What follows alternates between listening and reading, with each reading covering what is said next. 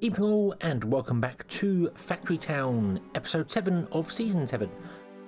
Last episode we did this wonderful contraption here, making ourselves some iron wheels and some gears, which is awesome. We are running a bit low on iron plates, because we're not making as many as we're using, which is a bit of a problem, but nothing major. We're making 2 every 4 seconds, and we are using 3 every 10 seconds there, and then 1 every 6 seconds there. We're using more than we're making, because I know that because it's going down, but I can't figure out the 10, and then you've got to figure out how much that is per second and how much that is per second, and then but whatever, we're using too many, but it's fine because this will fill up eventually, and we will be done. And this is filled up, which means that this is going to fill up, and that's going to stop working. So yeah, it'll be good.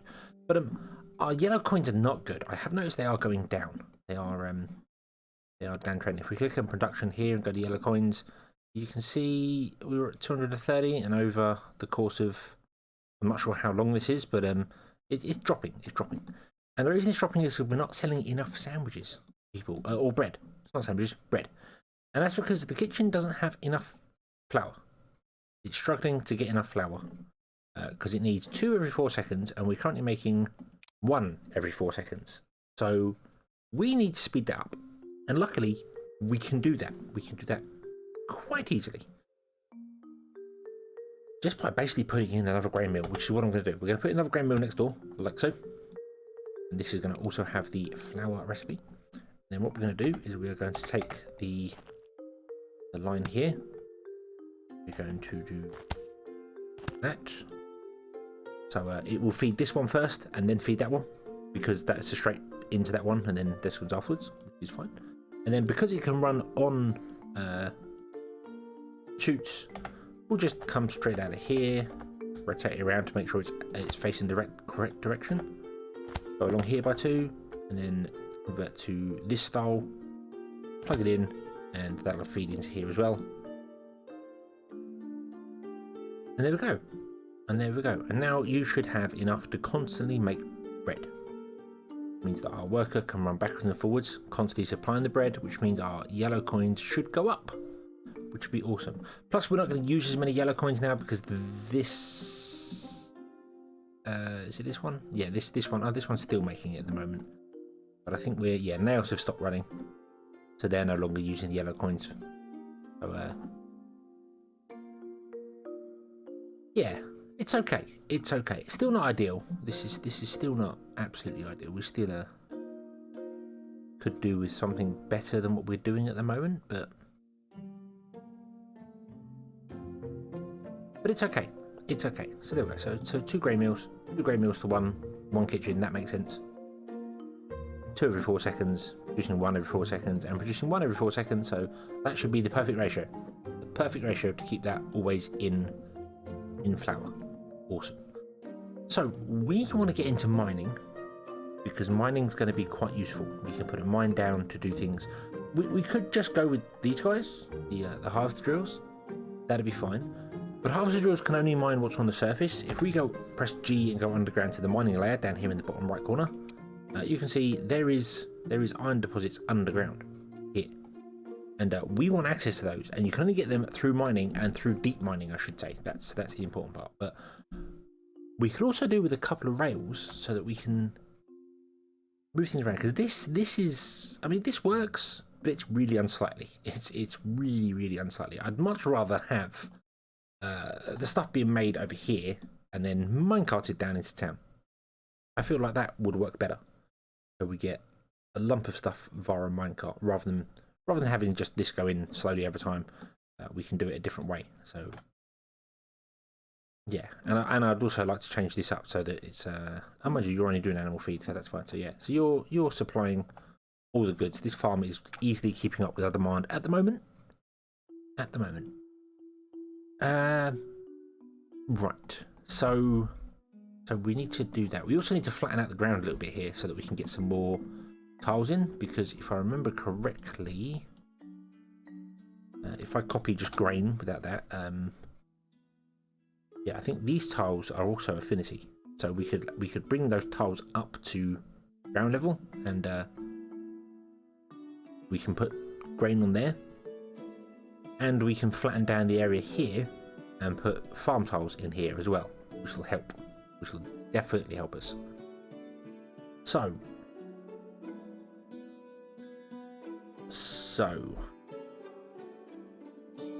if we want to move things around, make some rail tiles, deliver goods via rail tiles. That is doable. That is doable. Rail tiles are made in a machine shop. Here they require iron plates, they require planks, and they require stone. Well, we have iron plates and we have planks here, so it would not be too difficult to put in another machine shop here, plug it into the barn with the iron plates, although we're not really making enough iron plates for that yet, but we should be really. Just trying to think. Oh, also there was a question from somebody about Affinity. Bear with me just a moment.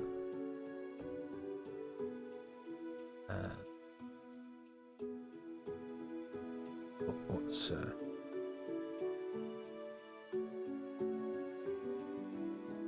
you can place tiles. Oh, it was about Affinity. Oh no, okay. So yeah, it was about Affinity. It was about tiles. If you add grain to the Affinity here. So I'll quickly go over it again just to make sure it makes sense. And if and as this question was from Robert Moon about the plus heart symbol. See there, it says heart there. If you want to plant down a crop, you can plant it down anywhere, and you see in the bottom right corner here, this is the yield you will get. So we'll go with grain. I've got grain. If I put a grain here, it will give me 5. It will grow up and it will give me 5 grain, and that's it. That's it. If we add a farm tile to that, then it will add 100%, which means it will do 10 grain. And this is all off of the base. The percentages are all off the base, to my understanding. If we water the farm tile, that adds another 50% to it, so that would give us another 2.5, so 2 or 3. And then fertilizing it as well will give us another 50%, which gives us another 2 or 3. So if one is 2 and one is 3, then that's another 5 by watering and fertilizing. And then if you do Affinity, you get times 4. So you go from a 5 yield to a 20 yield plus 100%. At least I believe that's how it works. I need to actually test this. I need to test each one individually to find out how it works. And we can do that. We can do that right now. We can do that right here. That wouldn't be a problem at all. So let's give this a go, shall we? Let's give this a go. So I can find out what it is. So like this one here, for instance, we have a yield of 17. So we've got 100% from the default 5, which means we go from 5 to 10. And then 1.7 means we go to 17. So this gives 17. This one here gives 50. So it does stack. It actually stacks. That's interesting to know. So we've got the 5. We double it to 100. We double it with 100% to make it 10. Sorry, with the farm tile. Then the water makes it 15. And then 15 times 4 is not 50. 15 times 4 is 60.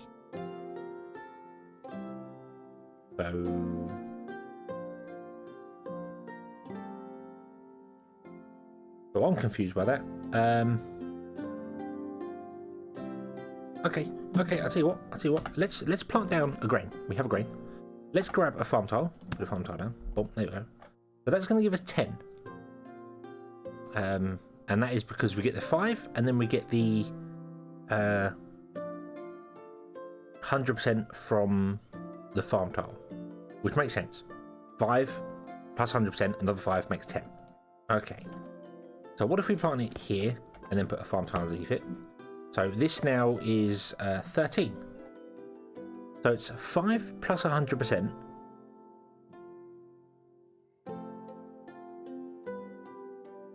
which is 10, and then 50% would be 15, so it's not. So it's 50% on the base yield, which makes it 13. Okay, so 13 times 4 is not... I'll trust you, 13 times 4 is 52. I'm not entirely sure how that is working out. I mean, 50% would be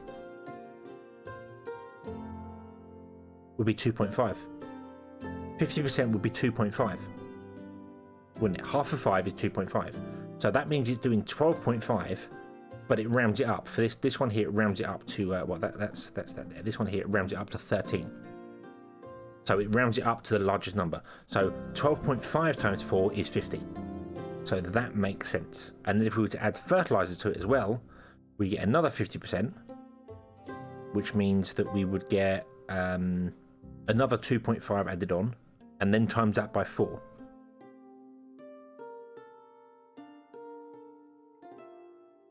Because the affinity appears to stack, but the percentages don't. They just work on... It's a bit weird. I also don't understand the farm tile, the tile grass, terrain grass. So, assumedly, different stuff does different things. I need to do this. I need to do this better. I need to and we need to science this. We need to science it because I don't understand how it works. But my limited understanding of it right now is that's how it goes. So you take the default, and the percentages add to the default. So 100% doubles it to 10, and then 50% of 5 is 2.5. Add that onto it as well, makes it 12.5. It rounds up to 13 because it doesn't do a 0.5. Rounds up to 13. But then the affinity times the overall yield or the overall number by 4. Because you see here it says affinity times 4, which is ticked. Which means 5 times 4 is 20. Plus 100% would be 40. And then plus 50% would be 10 to make 50. So that would work if you did it that way as well. Sorry if you're not following along, because I don't even think I'm following along with the stuff I'm saying here either. But it makes sense. So for this tile here that it does have the affinity bonus. So you take the default, which is 5. You add 100% onto it, which makes 10. You then add 50% on. This is all from the base value of 5, which makes 12.5, and then you times it by 4, which makes 50. Or if you look at it the other way around, it's the default 5 times 4 from the affinity makes 20. 20 plus 100% of another 20 is 40, and 50% of 20 is 10. Add that on, makes 50. So either way you look at it, it goes there. So that means that if we were to take the fertilizer, which was another 50%, the yield would go to 60.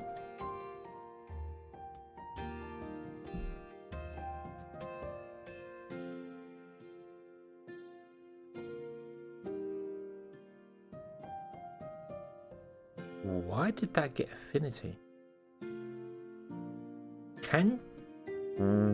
Wait. Now, I've not read the changelog on this. I skimmed it. I should have done the reading. But like there.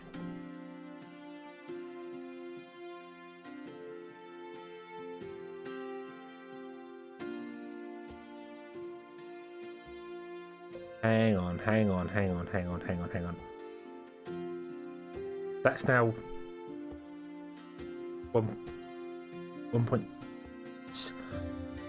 That little heart appearing just there is telling me in my brain that every time you grow a crop on a tile that doesn't have affinity for it, it gains affinity.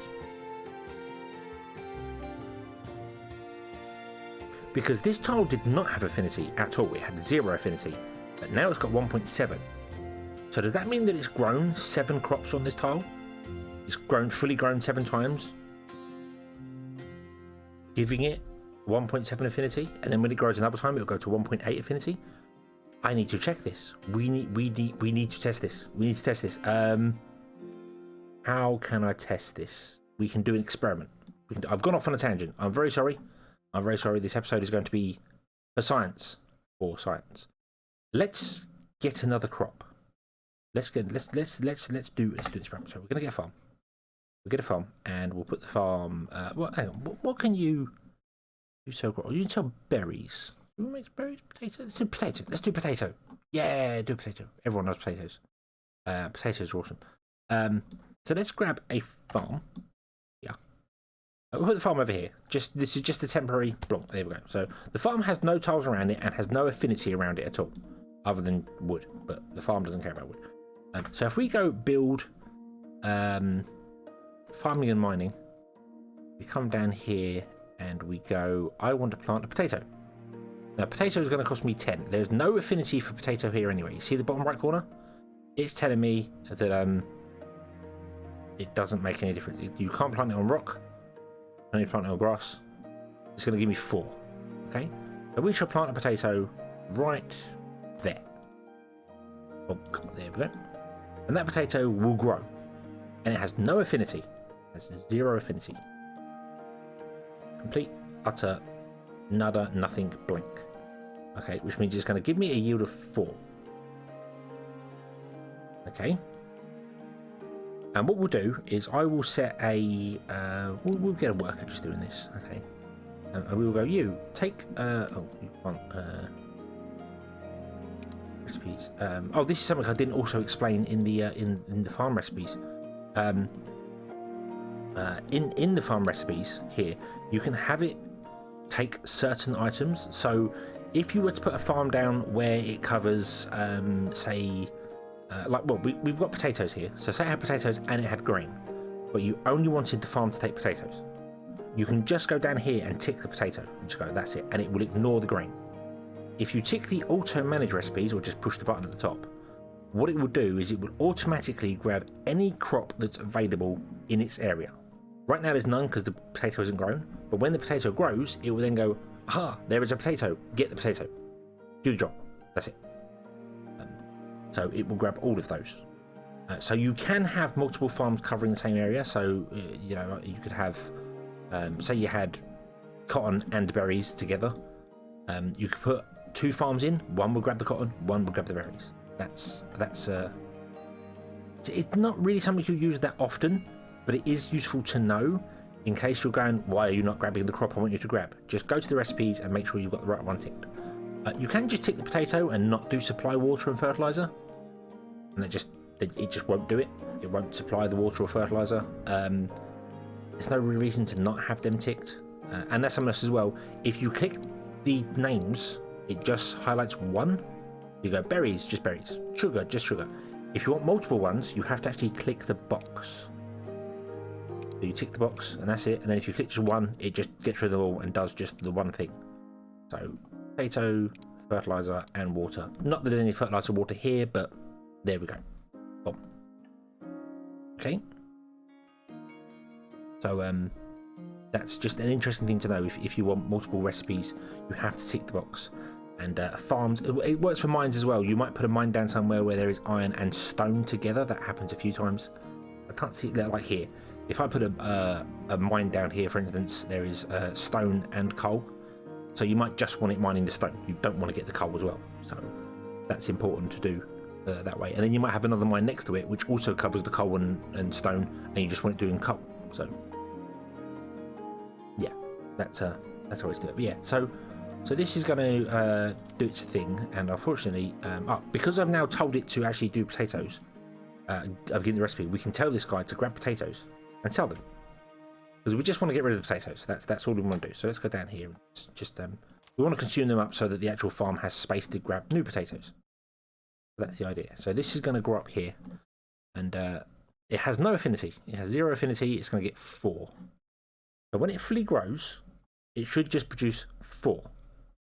And then the second time it grows, will it produce 5 because it gets a 1.1 affinity? This is important to know because it changes things.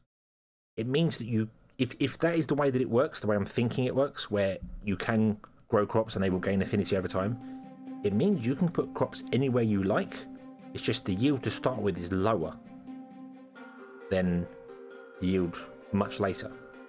So, I mean, that is quite important, because it means that you can manipulate the ground to get an affinity for certain things, which is very, very useful if that's the way it works. And I like that.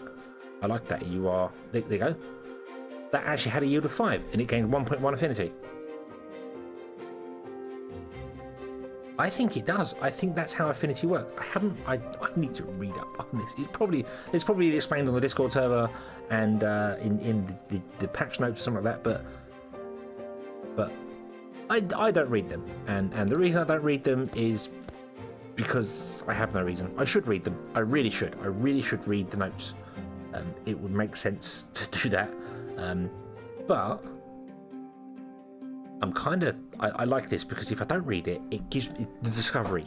You discover something, you're like, oh, and you feel like the first person on earth to go, yes, I found it, and everyone probably already knows about it. But it doesn't matter, because there might be, if there's one person watching this video that didn't know about that, and you're discovering it along with me, then it makes it all good. And if you did know about that, and you know, and does it work on minerals? Does it work on coal? Can I plant trees in places where I don't have affinity? Will they get them? If it does do that, let me know in the comments, because that would be awesome, especially for foresters. That would be really good for foresters, because you could put them anywhere you just need them, and you don't have to specifically find trees. It just takes time to do it over time to gain the affinity. So that's really good, really, really good. So we'll come back to this. So we've got 2.8 thousand yellow coins now, which is awesome. That's good, because that's kind of I've been holding off a little bit, because I want to expand. I want to expand out across the map. And the reason I want to expand out is because I want to find out whether there's a source of stone over here before I tap into this stone here and drag it all the way across the map, which we could do, but I want to find out over here. So to expand out the map, I've got this on an infinite size map, so it goes as far as it wants to go. But to expand out, you just mouse over it and just hit the purchase button. Hit that, and then all the resources appear in there that you can get. So in here we have tomatoes. We knew the iron would be a bit bigger because it was right up against the edge. We have tomatoes, more tomatoes. We have potatoes. Haha, potatoes, awesome. We also have, what the hell are these? Dragon fruit trees. Ooh, they're new. I've not played with them yet at all. More trees, and we have apples. We have this dude. We have the trading posts. Trading posts are random buildings you will find. I want to say you get up to 7 of them or 8. I can't remember. There's a certain amount of them you can find in the game. There are also temples dotted around as well, unless they've been moved. I'm not sure. But trading posts can give you trades for items. In the late game, they're not really of any use, but early game, like we are now, could be very useful. So basically, if we were to give him sugar, he would give us milk. That's a pretty good trade. Sugar just requires a farm. Milk requires a farm doing wheat into a pasture with water to make milk from the cows. So that's a very good trade. So if we were to feed him sugar, he would give us milk out of it. Berry jam for Veggie Stew is a good trade, just on the monetary value. Veggie Stew is pretty easy to make. I must admit, it's the easiest of the high-selling foods to make, because it doesn't require any pastures, and pastures are a pain. It just requires tomatoes, carrots, and potatoes, which you can all have surrounding one farm. Have that farm go into a kitchen with some fuel, you make your veggie stew. But if you were to make jam, which requires berries and sugar, which again can just be in a farm, you'd sell that for 12, but you could then take it to the tavern, swap it for veggie stew, and sell it for 24 instead. So that's good money one. This last one, not so good. Not so good. Gold for 4 reinforced planks. Not really a good trade there. Gold is quite difficult to get, and we haven't even researched it yet, so that's not really a great thing. It could be useful if you have a lot of gold somewhere. Don't really know why you'd ever have a lot of gold. It's really quite rare to get. Or if you need a supply of reinforced planks quickly, that could be useful to do there, but that's not really one we're ever going to go for. But the first one we're definitely going to go for. I probably won't do the middle one, simply because veggie stew is fairly easy to make ourselves. But that's very good because that sugar is dead easy. I could put a farm right here, and if the Affinity thing works the way it does, we could just put a farm here, have sugar straight in, and get milk out. And milk is awesome. Milk is used for a lot of things. So that's good. I don't know whether trades run out, whether you can use too many of them. I don't think so. I think they're infinite. Yeah. Okay. So there's no stone over here. There's no stone over here. But let's grab the next tile across as well.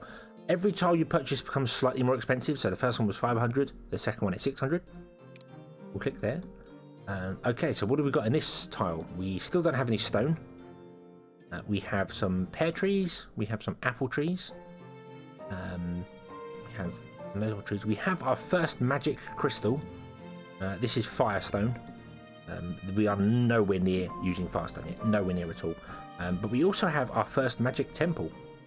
And the magic temples are things that you have to find on the map, just like the trading posts. And you kind of have to find them. They are a bit of a gated thing. The only way to make earth crystals is by feeding the earth's temple with earth ether and mana crystals. Now, we are nowhere near the magic section of this yet, but basically, to unlock the ability to build these, you need earth crystals. So you need to bring the goods here, make enough earth crystals to research the stuff, to then unlock the ability to move or build more temples. And there are 4 temples: earth, air, fire, and water, and they're dotted around. They're usually within 1 or 2 tiles of the base, so they will be quite close by anyway. Your base is in the center here, and they'll usually be within the first tiles you buy around it. I think I've only had one ever be 2 tiles away, I think, at the most, but yeah, most stuff is usually pretty close. You don't have to go, so don't if you're looking for more temples and you're going a long distance, don't do that. Go back to your base and find the closest unrevealed tile from the base, and it's probably hidden there. So. But okay, so we didn't, unfortunately, get any stone. There is stone here. So, we did unlock more iron, however, so that's good. That means our lovely little harvester drill can carry on mining the iron. So, we need to get iron and planks from here to our rail tiles, or we need to bring the stone into here. Now, to bring the stone in, the easiest way is to bring the raw stone in and then build another stonemason, because raw stone rolls on chutes, whereas stone brick does not, because bricks are square and stone is round, so you can't roll square stuff on chutes. Ignore the fact that you can roll flour on chutes, but we'll just say they're a round bag. They're a round bag that just rolls along. That's it. So that's fine. That's fine. Yeah. So rail tiles. I mean, we could use this same machine shop and just take them out of there and them out of there, and then have. I think we will. I think we use the same machine shop. So, Mr. Machine Shop, would you also make rail tiles, please? All 3 of them. There we go. Boom. And then we're going to have a 3rd output here. So I need to put in a support and a conveyor belt. And then you will go, I don't know what to do, so you're going to do rail tiles. And then we're going to have this one open up with rail tiles. And in fact, I'm going to do both of them, because you use a lot of rail tiles. Don't lose them. You use a lot of rail tiles. But we need to bring in some stone and then build a stonemason. That's not how you spell stone. Stonemason. We need to put a stonemason like here somewhere and have him feed into the machine shop. So you make a stone brick. You can't do polished stone. That's way later. So you need a supply of stone, and I could just mine that stone there and then ship the stuff in, because that would be doable. That I feel would be doable. So what we need to do is we need to go above this.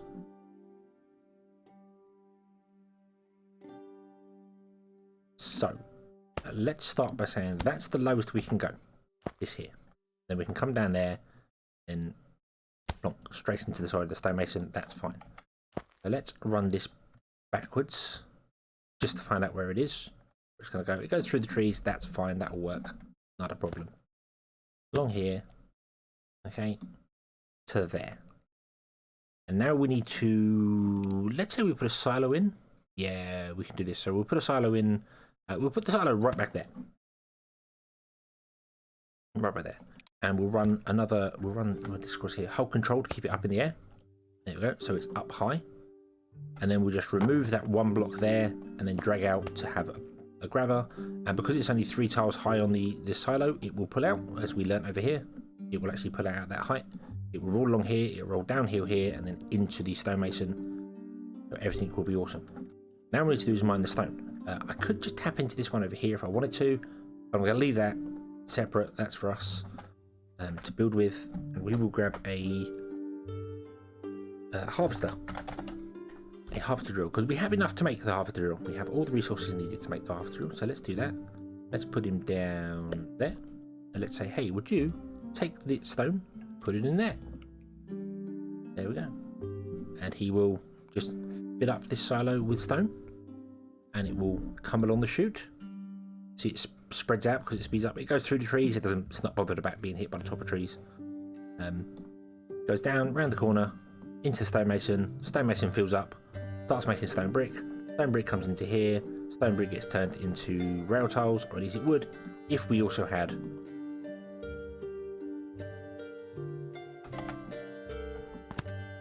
the use of planks, like we do there. There we go. We have planks, we have stone coming in, we are making rail tiles. It's going to be very slow because we're making iron gears and wheels again, because we use some to make our harvester drill. So we've got to wait for these to fill up a bit here. But it will speed up over time. It makes 2 a go as well, which is quite useful. And we're going to get our rail tiles, which is awesome, because that means that we can then maybe start mine cutting some stuff around. Let's have a quick look at our potatoes. 6% affinity. The affinity is now 6%, 1.2. So does it increase by 2% every growth? Let's find out. It's at 80% right now.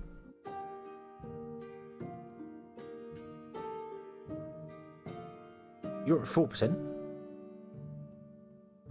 I reckon it does. I reckon it increases by 2% every growth.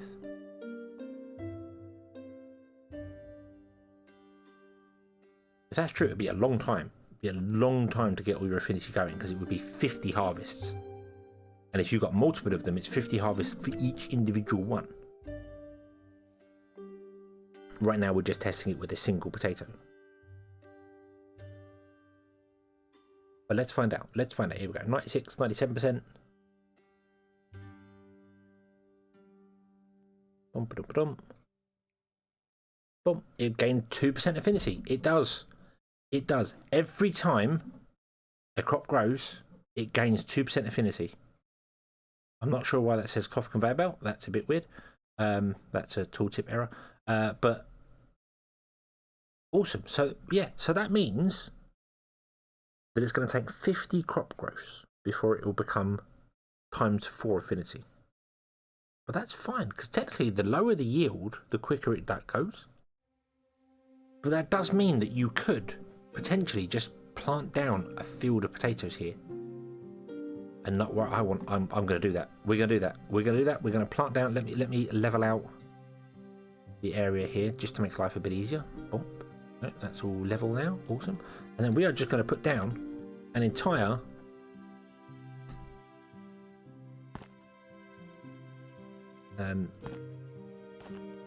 field of potatoes. And we're just going to let them go. We're just going to let them go and grow and do the thing. I'm not going to put down farm tiles for them or anything like that. We're just going to leave them absolute base. Remember, this is our one, the one in the corner. Looking at it, the one right here. This is the one that had the highest one of everything. So this is now going to all grow. The farm will harvest them all, and then they'll all start getting their affinity bonus. So maybe, but if we leave this farm to the end of time, by the time we get to omni-piping stuff all around at the end of the game, these potatoes will be of 100% affinity, and we'll be getting even more potatoes. And that's good, because we need potatoes for our veggie stew. So this might be the start of a veggie stew. In fact, no, we'll leave that as a potato farm. That's fine. Then we'll make another farm with something else in, another farm with something else in, and it'll be awesome, and everything will be great, and there'll be much rejoicing. So, okay, learning how Affinity works. Not what I expected to do for this episode, but it's nice to learn new things.